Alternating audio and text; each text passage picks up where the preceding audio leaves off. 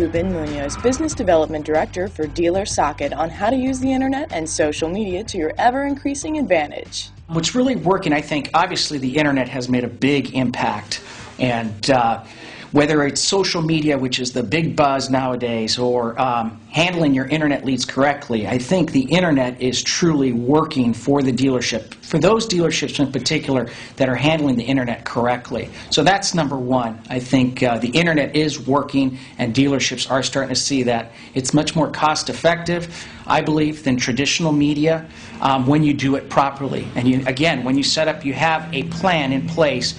When it comes to digital media, it can be very effective. So that's one of the things that is working when it comes to selling cars.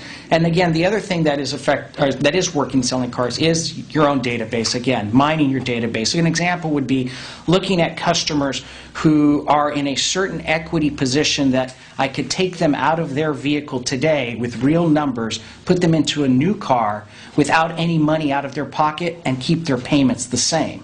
Very effective campaign, bringing those customers into the store.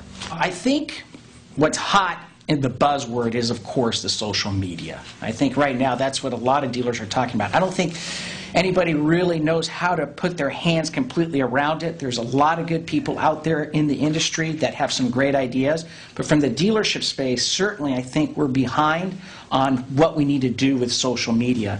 So when we talk about database, which is another hot topic, it's a little bit easier and manageable to control, right? We know database is very finite. We have it, we have information within it, we can mine it, and then we can market to those customers. So typically what we first start is going after the lowest hanging fruit, is going with the dealership's database, bringing those customers back in the store. Then the second hot topic, of course, which is a little bit hotter, but it's harder to put your arms around, is that whole social media aspect. And how are we going to use that, and how are we going to be able to drive business because of it? And that's, I think, a little bit more difficult to do.